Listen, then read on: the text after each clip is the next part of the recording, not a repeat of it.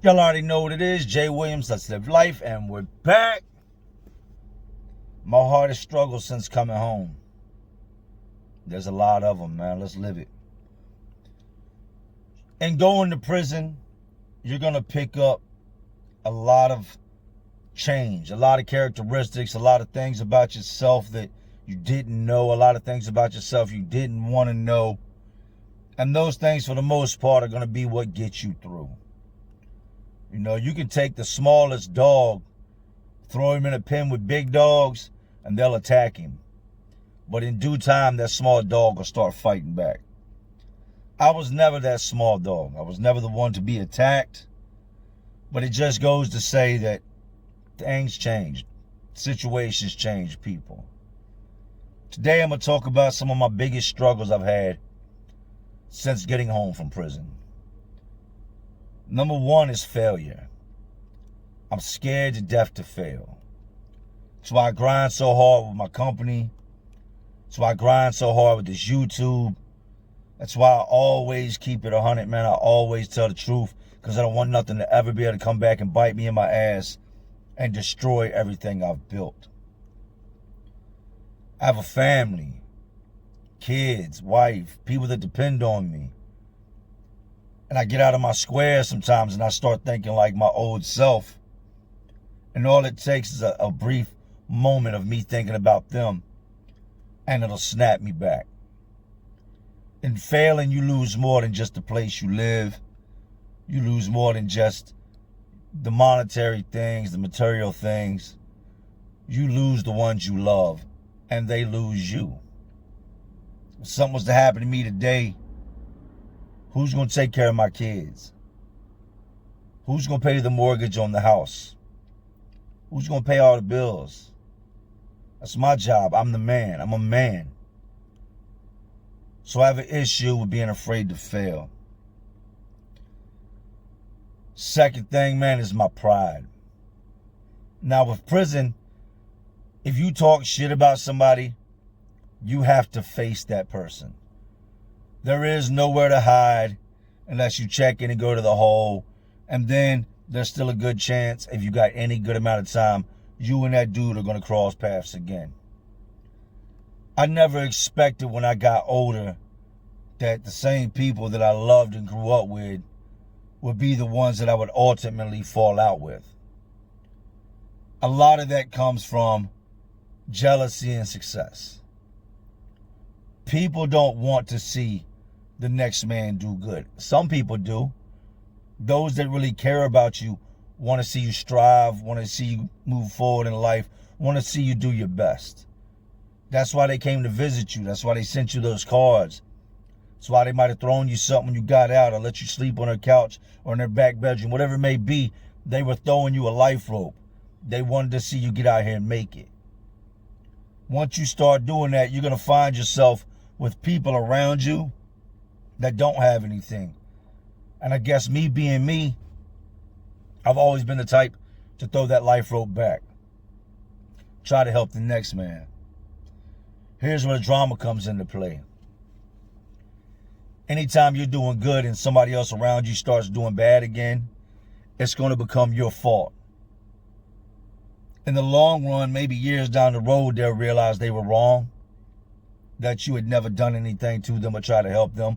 But once they fail, just like you pick them up, they credit you for that. The moment they fall, they blame you for that. You know, pride is a motherfucker, man. And I've been real out of pocket lately with a situation I got going on here in Richmond and somebody that I actually care about. But it's just one of those things where when somebody starts running their mouth about you or calling you out or doing this or doing that, at that moment there, you have two choices. You can drop yourself down to their level, or you can level up.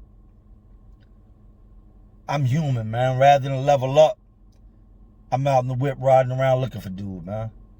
Like I got something to prove to anybody. Like all the years in the penitentiary didn't prove that already. Like what I've done since I come home hasn't proved that already. Like what I'm on my way to do hasn't proved that already. But there I am, riding around, looking for trouble. And you know what they say, if you look for trouble, you're either going to find it or it's going to find you. I sat awake the other night, long night, just thinking about everything, thinking about life, thinking about them nights and themselves, them years, them days, my darkest moments. Got up, went downstairs, opened my fridge, made a sandwich. It's like 2, 3 in the morning. And I just stood there looking at all the different selections of food. Before I even made the sandwich, I closed the door, I turned around, I spun, looked at my big ass house, and I just started walking room to room, thinking, this is what you have done since you got out. This is what you've accomplished. This is what people want. This is what people want to see you lose. I felt like a whole asshole at that moment, man. The fact that I would jeopardize my freedom.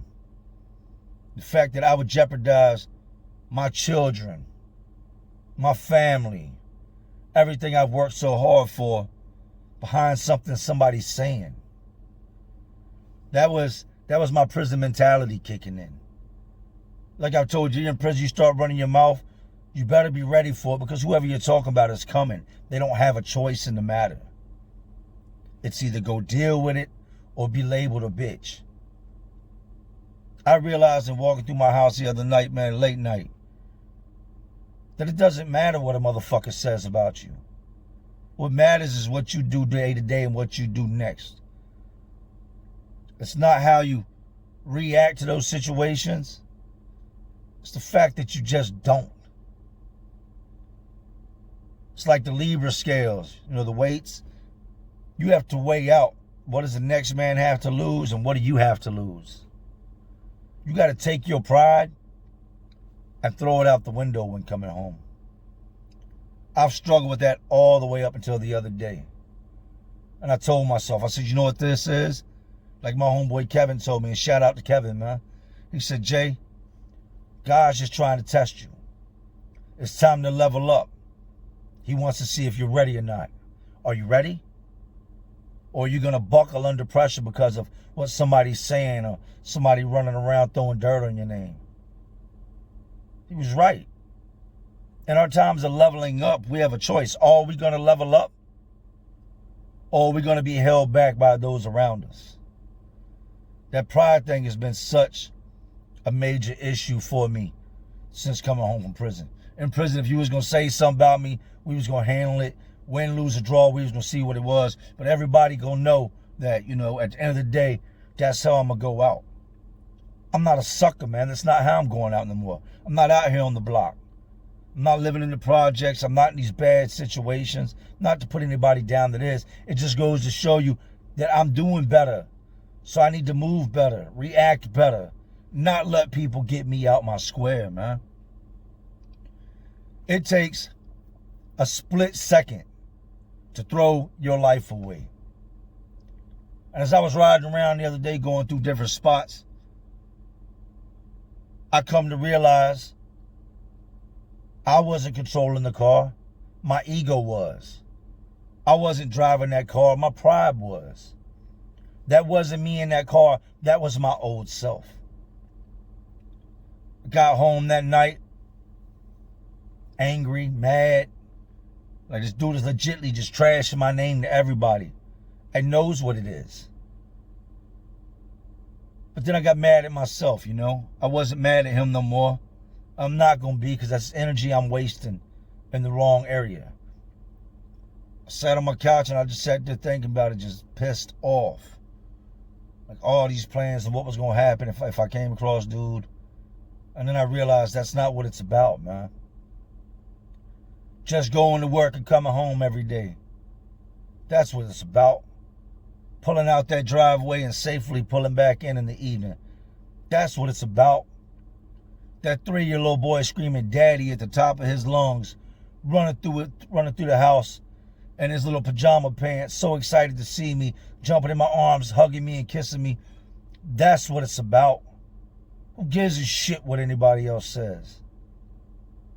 What they eat don't make me shit. They don't put food on my table. And at the end of the day, if somebody's talking, that's what it is. It's talk. Who cares? I got to be able to weather the storm. Bad things are going to happen. People are going to say shit. Shit's going to come your way. Prison teaches you not to let that slide. But that's to be expected when you're in a barbaric environment where everybody in there is constantly fighting. Where everybody in there wants to prove who's the biggest, who's the baddest, who's the toughest. Of course that's what you're going to do. You get out here into the real world and you try to bring the best you out, but you bring these bits and pieces that don't fit to the puzzle that you're trying to create in today's world. Here you are, I got this big, beautiful puzzle that I've put together called life, and then I've got these little pieces that I'm trying to jam in there and make fit. Trouble, drama, stress, jail, all the things that don't belong. Sometimes we got to find those little pieces that don't belong in our puzzle, pluck them out, and put the right pieces into play. Prison, it made me who I am today, in my good and in my bad. But what makes me the good person that I am today are the memories of the bad. I'm not going to allow that to happen. I'm going to leave those places for the people that need them. I'm going to live my best life. I'm going to get up every day. I'm going to go to work. I'm going to come home every day. I'm going to keep grinding these YouTube stories out. Keep giving y'all nothing but the truth. And y'all can be the judge from there. The opinions that matter are the people that matter. Y'all matter. Of course, there's some trolls. I don't let the trolls get to me. I block a troll quick.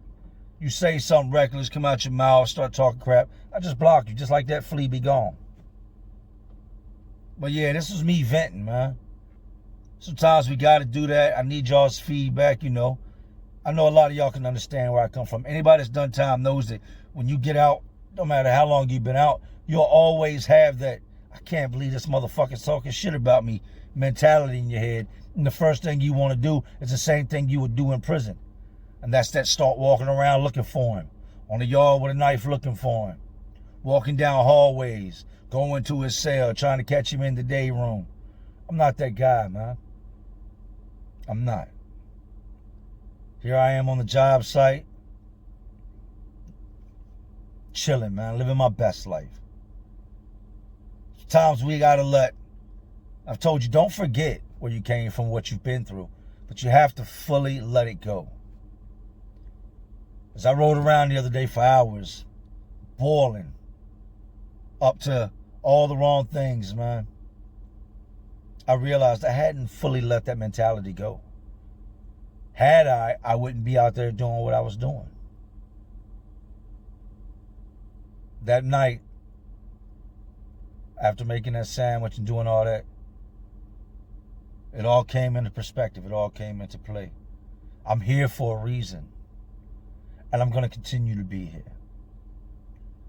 To anybody that's got hate for me, anybody that don't like me, anybody with something negative to say, hey, get your life together, and I wish you the best. Anyway, y'all know what I'm doing, man. I'm just trying to keep y'all entertained. Are you not entertained? And as always, this is Jay Williams. Let's live life. To all my real ones, and there are some real ones watching, because y'all still watching me. Salute.